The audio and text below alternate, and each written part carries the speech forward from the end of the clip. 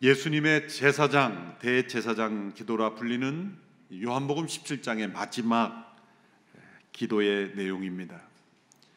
예수님께서 십자가를 지시기 전에 하셨던 기도이지만 부활 승천하신 이후에 하늘 보좌 우편에서 지금도 예수님께서 우리를 위하여, 세상을 위하여 드리고 계신 기도다라고 말할 수가 있습니다. 이것은 미래를 품은 기도입니다. 세상을 품은 기도요, 또한 선교의 기도입니다. 우리는 어떤 고통스러운 사건이 내일 기다리고 있다고 한다면 그 고통으로 인해서 우리는 그것 외에는 다른 어떤 일도 생각할 수 없게 됩니다. 그러나 예수님은 십자가의 엄청난 고통을 눈앞에 두고서도 그 십자가 너머에 있는 영광스러운 미래를 내다보셨습니다. 십자가의 구속을 통해 이루실 하나님 나라의 영광을 바라보셨습니다. 그리고 온 세상에 이 하나님의 구원이 증거될 그러한 비전을 바라보신 것입니다. 특별히 제자들의 증거를 통해서 예수님을 믿게 될 사람들을 위해서 기도하셨습니다. 오늘 본문 20절의 말씀을 보시면 내 기도는 이 사람들만 위한 것이 아닙니다. 이 사람들이 전하는 말을 듣고 나를 믿는 사람들을 위해서도 기도한 것입니다 라고 말씀하시며 기도하셨습니다. 십자가를 눈앞에 둔 시점에서 미래의 제자들, 그 미래의 사람들은 예수님을 따르는 제자들을 통해서 믿게 될 사람들입니다. 이 기도를 통해 우리가 발견되는 놀라움은 예수님은 제자들을 믿고 계셨다는 것이죠. 제자들이 배반할 것을 몰라서 믿으신 것이 아니라 제자들이 배반할 것을 아심에도 불구하고 그들의 회복을 믿으셨다는 것이죠. 그것은 성령의 오심으로 그들의 연약함이 강건함이 되고 그들이 예수님의 증인이 될 것을 내다보시며 그들을 버리지 아니하시며 부활 후에 제자들을 집중적으로 만나시면서 그들을 일으켜 주신 것입니다.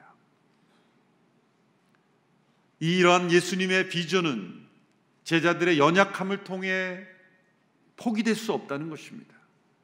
오늘 이 시대에도 교회가 때로 세상에 일부분 비난을 받는 모습들, 또 교회를 어떻게 하면 부정적인 공동체로 몰아가려는 그런 흐름들, 우리 안에 있는 연약함, 또 세상의 그러한 공격들, 불완전한 우리들의 모습들, 예수님의 제자들처럼 십자가를 피하여 도망하고 실패하는 그런 모습들.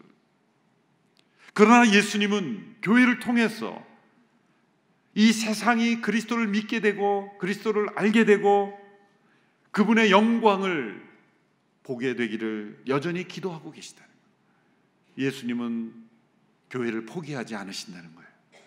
제자들을 포기하지 않으셨던 것처럼 불완전하고 연약한 이들을 통해서 여전히 온 세상이 예수님을 믿게 되고 그분의 영광이 나타나기를 기도하고 계신다는 것입니다. 예수님은 제자들을 세상에 보내셨다라고 기도하셨습니다. 18절에 보면 아버지께서 나를 세상에 보내신 것 같이 나도 그들을 세상에 보냅니다. 제자들을 이 세상에 보내시는 이유가 무엇입니까? 첫째로 세상으로 그리스도를 믿게 하기 위해서입니다. 21절 후반부에 보면 아버지께서 나를 보내셨다는 것을 세상이 믿게 하소서. 둘째로 제자를 세상에 보내시는 이유는 세상으로 그리스도 안에서 주시는 이 하나님의 사랑을 알게 하기 위해서입니다. 23절 후반부에 보시면 아버지께서 나를 보내신 것과 아버지께서 나를 사랑하신 것처럼 그들도 사랑하셨다는 것을 세상이 알게 하려는 것입니다. 셋째로 제자들을 세상에 보내신 것은 세상이 그리스도의 영광을 보게 하기 위해서입니다. 24절 후반부에 이렇게 기도하셨습니다. 같이 한번 읽어볼까요? 아버지께서 세상이 창조되기 전부터 나를 사랑하셔서 내게 주신 영광을 그들도 보게 하소서. 아버지께서 그리스도를 보내셨다는 걸 세상이 믿게 하소서. 아버지께서 그들을 사랑하심을 그들이 알게 하소서. 내게 주신 그 영광을 그들도 보게 하소서. 세상이 그리스도를 믿게 되고 세상이 그리스도를 통한 하나님의 사랑을 알게 되고 세상이 그리스도를 통해 나타난 그 하나님의 영광을 보게 해달라는 이 기도를 주님께서 십자가를 지시기 이 시점에만 기도하신 것이 아닙니다. 이 기도는 지금도 계속되고 있습니다. 오늘 우리가 예수 그리스도를 믿게 된 것, 이 기도 때문입니다. 오늘 이 시간에도 누군가 예수 그리스도를 믿고 알게 된 것, 이 기도 때문입니다. 우리의 마음속에 복음을 증거하고 온 세상을 품고자 하는 그러한 소원이 마음에 일어난다면 바로 이 예수님의 기도 때문입니다. 예수님의 이 기도는 지금도 끝나지 않았습니다. 예수님께서 왜 기도를 기록으로 남겨서 우리에게 알려주신 것일까요? 주께서 지금도 이 기도를 하시기에 그리스도 안에 있는 성도들은, 그리스도인들은 모두가 다 함께 이 예수님의 기도에 동참하라고 요청하시는 겁니다. 내가 이렇게 기도하니 나의 기도 제목을 너희들에게 나눈다. 너희도 이 기도의 제목을 함께 나누며 너희도 나의 기도에 동참함으로써 세상이 그리스도를 믿게 되고 세상이 그리스도를 알게 되고 세상이 그리스도의 영광을 보게 되기를 원한다. 우리의 마음속에 이런 질문을 던져보십시오. 내가 그리스도를 믿게 된 이후에, 그리스도를 통한 하나님의 사랑을 알게 된 뒤에, 그리스도의 영광을 보게 된 이후에 내 마음속에 있었던 기쁨, 평안, 자유함, 감동, 세상에 그 무엇으로도 채울 수 없는 나의 마음에 있는 이 만족, 세상에 얻을 수 없었던 그런 내 마음속에 있는 그런 평안함, 세상에 수많은 돈으로도 구할 수 없었던 인생을 바라보는 지혜, 그 모든 것을 나만이, 우리만이 내가 알게 되었으니 이제 다행이지, 내가 믿게 되었으니 이제 다행이지, 우리 가정이 알게 되었으니 이제 다행이지, 그리고 그것으로 끝내겠느냐? 만일 우리가 이 그리스도를 믿게 되고 알게 되고 그 영광을 보게 되었다면 예수님의 이 기도에 동참하는 마음이 일어나야 우리가 진정 그리스도 안에 거하는 자들입니다. 예수님의 기도에는 이 세상이 그리스도를 믿게 되고 알게 되고 그 영광을 보게 되는 일이 어떻게 일어나는가가 나타나 있습니다. 그것은 하나됨의 중요한 원리를 통해 이루어진다는 것이 나타나 있습니다. 21절부터 23절까지를 한 목소리로 함께 읽어보도록 하겠습니다. 시작. 아버지여, 아버지께서 내 안에 계시고 내가 아버지 안에 있는 것 같이 그들도 모두 하나가 되게 하시고 그들도 우리 안에 있게 해 아버지께서 나를 보내셨다는 것을 세상에 믿게 하소서. 아버지께서 내게 주신 영광을 내가 그들에게 주었습니다. 이것은 우리가 하나인 것 같이 그들도 하나가 되게 하려는 것입니다. 내가 그들 안에 있고 아버지께서 내 안에 계신 것은 그것은 또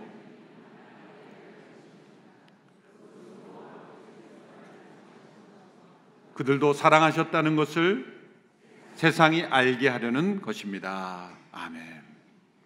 예수님께서 이 기도 가운데 네 가지 하나됨이 나타납니다. 이 하나됨의 원리가 무엇 같이 무엇 같이 이렇게 반복되죠. 굉장히 복잡한 것 같지만 네 가지의 하나됨을 말씀하신 거예요. 첫 번째는 삼위일체 하나님 안에 있는 하나됨입니다. 내가 아버지 안에, 아버지께서 내 안에 계셔. 예수님이 말씀하신 것이죠. 하나님을 아버지라 부르시며 예수님을 성자 하나님으로 나타남이 나타납니다. 삼위일체는 예수 그리스도를 통해서 우리에게 나타난 거예요. 그리스도를 통하지 않고는 삼위일체 하나님이 우리에게 나타나지 않습니다. 삼위일체 하나님은 예수 그리스도를 통해서만 볼 수 있는 신비의 영역입니다. 내가 아버지 안에, 아버지께서 내 안에 계셔. 이 성부 하나님, 성자 하나님, 성령 하나님 간에 존재하는 이 신비한 연합 하나됨, 그 하나됨이 존재합니다. 본질상 한 분이신 하나님이 세 분의 인격으로 존재하는데 세 분 간에는 온전하고 놀랍고 신비한 연합이 존재한다는 것. 예수 그리스도께서 십자가에서 죽으시고 부활 승천하시고 성령님이 오심으로 하나님이신 하나님의 영이 세상에 존재하심으로 우리를 구원하시는 역사를 이루신 이 삼위일체 하나님 간의 하나됨에 대해서 말씀하고 계세요. 우리가 하나인 것 같이, 우리가 하나인 것 같이, 아버지께서 내 안에 계시고 내가 아버지 안에 있는 것 같이 삼위일체 하나님의 하나됨. 두 번째 하나됨은 예수님 안에 존재하는 이 두 가지의 본성이 하나됨입니다. 그것은 신성과 인성의 하나됨. 예수님은 완전한 하나님이시며 동시에 완전한 인간이신 하나님. 이 두 본성이 하나 되어 계신 거예요. 완전히 혼합된 것도 아니고 분리되어 있는 것도 아닙니다. 분리되었다고 말해도 이단이고 혼합되고 말했다도 이단이에요. 신성과 인성이 독립적으로 존재하면서 온전히 하나 되어 존재하는 것, 이것이 두 번째 신비한 하나됨입니다. 세 번째 하나됨이 나타납니다. 그것은 예수님과 바로 그분을 믿는, 그분께 속한 그분 안에 있는 자들의 하나됨. 그리스도께서 우리 안에, 우리가 그리스도 안에 거하는, 그리스도께서 내 안에, 내가 그리스도 안에 거하는 하나됨입니다. 그리스도를 통해 구속받은 이들이 예수 그리스도를 머리로 하여 우리 모두가 그분의 지체가 되는 하나됨. 내가 그들 안에 있고, 말씀하셨어요. 내가 그들 안에 있고, 아버지께서 내 안에 계신 것은, 이 세 번째 하나됨은 예수 그리스도와 우리와의 하나됨입니다. 이제는 내가 산 것이 아니 오직 내 안에 그리스도께서 사신 것이라 고백하는 이들의 하나됨. 자, 이 네 번째 하나됨은 예수님께서 기도하신, 믿게 될 장차 믿는 그리스도인들 가운데 일어나는 하나됨. 예수 그리스도를 머리로 한 지체들끼리 서로 연결되어 있는 하나됨입니다. 그들도 우리 안에 있게 하사 그들도 모두 하나가 되게 하시고, 아버지께서 내 안에 계시고 내가 아버지 안에 있는 것 같이 그들도 모두 하나가 되게 하소서. 그들도 하나가 되게 하려는 것입니다. 여러분이 하나됨은 무엇입니까? 예수님께서는 오늘날 교회가 2000년이 넘는 역사를 통해 오늘날 교회가 이렇게 많이 분열하고 수많은 교단이 생길 것을 미리 다 아셨을 거예요. 어떤 사람들은 예수 믿기 싫다는 이유가 교파가 너무 많아서 믿기 싫다는 거예요. 참, 믿기 싫은 이유를 그렇게 다양한 이유가 있을 수가 없어요. 그러면 설사 모든 기적이 일어나서 모든 교파가 없어지고 하나의 대교단으로 통합되면 믿지 않겠다는 사람들이 갑자기 믿겠다고 나서겠습니까? 예수님 말씀하신 것은 어떤 조직적인 하나됨을 말씀하신 게 사실 아닙니다. 역사적으로 조직적으로 하나 되었던 때가 있었죠. 사실 그게 중세시대입니다. 초대교회를 보면 엄청난 생명력과 성장이 있었지만 때로 그 안에는 갈등이 있었고 때로는 어떤 어려움이 있었고 조직적인 연합의 차원에서 보면 아주 보잘것이 없었어요. 도리어 후에 교회가 콘스탄틴과 그의 황제들의 지지를 받으면서 전 유럽을, 중세시대 전 유럽을 커버하는 조직적인 연합체를 갖추었을 때 그 생명을 도리어 잃어버렸어요. 동서남북 어디를 가든지 하나로 조직으로 얽혀있는 그 시대, 교황이 머리가 되었던 그 시대가 있었지만 교회는 영적으로 강했습니까? 위대했습니까? 오히려 정반대가 되었습니다. 교회 제도권 안에 많은 사람들이 모였지만 사람들은 오히려 믿음 가운데 거하지 못했습니다. 예수님 말씀하신 것은 어떤 조직적인 인스티튜셔널한 유니티가 아니에요. 또 교회가 모든 획일적으로 동일하게 되어지는 그런 하나됨도 아닙니다. 요즘은 이데올로기로 하나됨 자체를 우상화해서 모든 종교는 하나다, 교파 종교 뛰어넘어서 다 하나되다, 궁극적으로 추구하는 건 같다, 이슬람의 하나님과 기독교 하나님도 같은 것이다, 하나됨을 우상한 거예요. 하나됨이라는 그런 이데올로기로 교회는 하나 되어야 된다. 예수님이 기도하신 것은 그 기도가 아닙니다. 왜요? 앞에 세 가지 하나됨 속에서 나온 거예요. 예수님의 이 하나됨은 다 이 고리처럼 서로 연결되어 있어요. 첫 번째 하나됨이 두 번째 하나됨을 만든 거예요. 첫 번째 하나됨이 뭐예요? 조금 전에 말씀드렸지만 잊어버리셨을 거예요. 삼위일체 하나님 간의 하나됨이에요. 삼위일체 되신 하나님이 하나됨이 두 번째 하나됨을 만들었어요. 두 번째 하나됨이 뭐예요? 야단 맞을까 봐 먼저 말씀하시죠. 두 번째 하나됨은 예수님 안에 있는 하나됨이에요. 예수님이 왜 신성과 인성을 가진 분으로 세상에 오셨어요? 삼위일체 되신 하나님이 이 세상을 구원하시기로 작정하셨기 때문에 예수님께서 육신을 입어서 세상에 오신 거잖아요.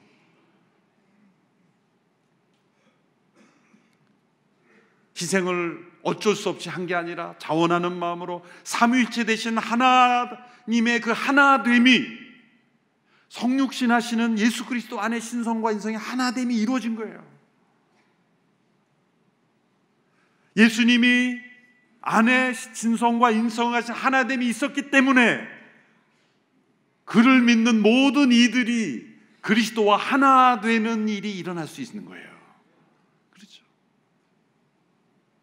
첫 번째 하나됨이 두 번째 하나됨을 만들고 두 번째 하나됨이 세 번째 하나됨을 만드는 거예요. 네 번째, 우리 그리스도인들끼리 하나됨이 앞에 세 가지 하나됨을 완전히 배제하고 우리끼리 열심히 조직 만들고 그건 세상에 회비 내고 하나 되는 하나됨이에요. 세상에 동창회도요, 하나 되면요 멋지게 하나 될 수 있어요. 그런 하나됨을 말씀하는, 그건 생명이 없는 세상에 속한 하나됨이에요. 때로 그런 하나됨도 있어야 돼요. 으쌰으쌰하고 서로 뭐 해보자고, 그런 하나됨도 있어야 돼요. 정치적인 하나됨도 때로 필요할 수 있어요. 이념적인 하나됨, 얼마나 많은 하나됨이 있어요. 심지어 도둑들도 하나 돼요. 그런 하나됨 자체가 이데올로기가 되는 게 아니에요. 삼위일체 되신 하나님 안에 있는 하나됨이 그리스도가 이 땅에 오시고 성육신하심으로 신성과 인성이 하나됨이 있었기에 예수님의 죽음이 우리를 구원하는 능력의 죽음이 되는 거예요. 그리고 그분은 부활하심 우리에게 생명을 주실 자가 되는 거예요. 그분이 머리가 되고 우리 모두가 그리스도 안에서 하나 되는 하나됨이 가능하게 되었다는 거예요. 그런데 예수님께서 말씀하셨을 때 왜 이 기도를 통해 장차 믿게 될, 미래 믿게 될 제자들을 위해서 기도하시며 세상이 믿게 하소서, 세상이 알게 하소서, 세상이 그리스도 영광을 보게 하소서 기도하는데 그 내용은 뭡니까? 하나됨을 위해서 기도한 이유가 뭘까요? 세상이 그리스도를 믿게 되고 알게 되고 그 영광을 보게 되는 비결은 다름 아닌 이 네 가지 하나됨이 이루어질 때 놀랍게 세상은 그리스도를 믿게 되는 거예요. 알게 되는 거예요. 두 번째 하나됨까지는 우리의 영역 밖이에요. 삼위일체 되신 하나님의 하나됨, 우리 이성으로 다 설명할 수 없습니다. 그리스도 안에 있는 이 하나됨, 이것도 우리가 다 설명할 수 없어요. 신비입니다. 세 번째 하나됨부터 우리가 체험하기 시작하는 거예요. 예수 그리스도를 머리로 하여 우리가 그분의 지체가 되는 하나됨, 그리스도께서 우리 안에, 우리가 그리스도 안에 거하는, 그리스도께서 성육신하셔서 십자가의 부활로 우리의 구원을 이루셨기에 이제 우리가 그 안에 거할 수 있게 된 거예요. 그분이 우리 안에 거할 수 있게 된 거예요. 이 세 번째 연합이 가능하게 되므로 우리는 이 네 번째 우리가 함께 이루어야 될 연합, 그것은 그리스도를 머리로 한 우리들 안에 이루어지는 성령 안에서의 하나됨이에요. 만일 이 네 번째 하나됨까지 이루어진다면요, 세상은 우리가 믿으라 소리치지 않아도 믿게 됩니다. 세상은 우리를 통해 나타나는 그리스도의 영광을 보게 될 거예요. 우리 안에 살아계신 그리스도의 생명을 보게 될 겁니다. 우리 안에 살아계신 삼위일체 하나님 안에 있는 이 놀라우신 하나됨을 세상이 보게 될 거예요. 예수님의 기도를 잘 곰곰이 읽어보면 세상이 그리스도를 믿게 하고 알게 하기 위해서 우리의 노력이 먼저 앞선다는 것이 아니라는 것을 말씀하고 있는 것입니다.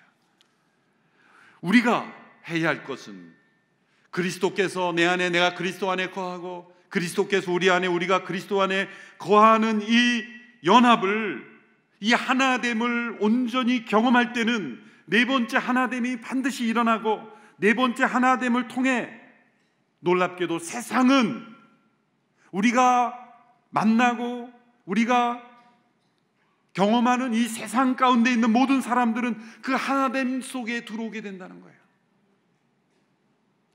믿게 되고 알게 된다는 거예요. 놀라운 일이 일어난다는 거예요. 우리가 어떤 조직 체계를 잘 잡아서 어떤 강력한 리더십을 중심으로 하나 되는 그런 이념적인 하나됨, 조직적인 하나됨, 그런 걸 아무것도 추구하지 않아도 이 네 가지의 하나됨이 우리를 통해 세상으로 흘러가게 될 때 놀랍게도 그리스도의 임재하심이 그리스도의 몸된 교회를 통해 세상의 생명으로 흘러가는 것입니다. 그리스도 안에서 하나됨을 통해서 세상이 그리스도를 믿고 알게 된다는 거예요. 우리를 만나는, 또 우리가 파송하고 세상 가운데 나가 있는 모든 사역자들을 그리스도 안에 온전히 거할 때 그리스도의 생명이 역사함으로 그리스도가 나타난다는 거예요. 교회가 세상을 향하여 그리스도를 믿으라, 그리스도를 알라 외칠 때 내가 뭘 보고 믿냐 그럴 거예요. 내가 뭘 보고 믿냐? 교회가 세상을 향해 그렇죠. 그럼 할 말이 없어서는 안 되는 거예요. 우리의 말을 통해 믿게 되는 게 아니에요. 사람들은 우리 안에 거하시는 그리스도의 임재하심을 보아야 믿습니다. 세상은 예수님을 보고 싶어 하는 거예요. 우리를 보고 싶어 하는 게 아니라 예수님을 보고 싶은 거예요. 너희들이 믿고 고백하는 그 예수님을 보여달라는 거예요. 어떻게 예수님을 보여줍니까? 어떤 프로젝트로 보여줍니까? 멋진 건물을 세워서 보여줍니까? 무엇으로 예수님을 보여줍니까? 이 예수님이 우리를 통해 나타나는 것은 이 삼위일체 되신 하나님의 하나됨, 그리스도 안에 있는 하나됨, 그분과 우리의 하나됨이 우리 가운데 거할 때 우리의 하나됨을 통해서 그리스도가 나타나시는 거예요. 온 세상에 이 그리스도의 임재하심이 나타나게 되어 있는 것입니다. 세상적인 조직의 힘으로 세상을 품으려는 조직은 세상에 의해서 망하게 되어 있어요. 그러나 살아계신 그리스도의 임재하심 가운데 거하는 공동체는 온 세상을 품게 되는 것입니다. 그래서 교회가 1차적인 사명은 그리스도 안에 온전히 거하는 거예요. 우리가 하는 어떤 액티비티가 아니에요. 어떤 사역도 아니에요. 사실 그리스도께서 내 안에, 내가 그리스도 안에 거하고 우리 모두가 그리스도 안에 거하는 자들로 하나됨을 이루면 세상은 반드시 믿게 됩니다. 보게 됩니다. 우리의 선교도 이런 관점에서 보는 거예요. 그리스도께서 우리 안에 거하심으로 나타나는 열매의 사역, 증거는 세상이 우리를 통해 그리스도가 나타나지게 되는 것입니다. 우리를 사랑하신 그 사랑으로 세상을 사랑한다는 것을 그들이 알게 된다는 거예요. 나를 사랑하신 그 사랑을 동일하게 내가 미워하는 그 사람도 사랑한다는 거예요. 내가 알지 못하는 그 민족도 사랑한다는 거예요. 내가 한 번도 가보지 않은 그 나라도 사랑한다는 거예요. 우리 모두는 이 본문에 나타난 예수님의 이 선교의 기도에 응답해야 될 줄로 믿습니다. 그리스도께서 우리 안에 거하셔서 이 기도가 우리를 통해 이루어지도록 우리 자신을 드려야 합니다. 올 한 해 더욱 힘써 우리가 그리스도 안에 거하는 교회가 되기를 원합니다. 그리스도의 생명이 우리를 통해 이 세상에 흘러가기를 원합니다. 그리스도의 임재하심은 결코 내 안에만 머물지 않습니다. 반드시 내 관계 속에, 지역사회 속에, 그리고 온 세상을 향하여 흘러가게 되어 있습니다. 왜냐하면 예수님이 세상을 향해 기도하고 계셨기 때문에. 세상이 믿게 하소서, 세상이 알게 하소서, 세상이 그리스도를 보게 하소서. 이 기도에 함께 참여하고 그리고 쓰임받는 우리 모두가 되기를 주님의 이름으로 축원합니다. 기도하겠습니다. 이 시간 합심하여 잠시 1분 동안 기도할 때 이 말씀에 나타난 주의 기도가 나의 기도가 되기를 원합니다. 이 기도에 쓰임받는 통로가 되기를 원합니다. 같이 합심하여 함께 기도하겠습니다. 살아계신 하나님 아버지, 주님의 기도를 함께 살펴보았습니다. 이 기도에 나타난 주의 간절한 소원과 비전이 나의 소원과 비전이 되기를 원합니다. 주의 임재하심을 체험하며 주의 임재하심이 나를 통해 세상에 흘러가기를 원합니다. 주님, 우리의 기도를 변화시켜 주시고 우리가 이 기도에 쓰임받는 통로가 되기를 간절히 원합니다. 살아계신 하나님 아버지, 주님의 간절한 기도를 들었습니다. 온 세상을 향하여 기도하신 주님, 제자들을 통해 믿게 될, 우리들을 통하여서도 믿게 될 이들을 위해서 주님은 기도하고 계신 줄로 믿습니다. 세상이 주님을 믿게 되고 알게 되고 그 영광을 보게 되는 일에 우리 모두가 쓰임받게 하여 주시옵소서. 예수님의 이름으로 기도합니다. 아멘.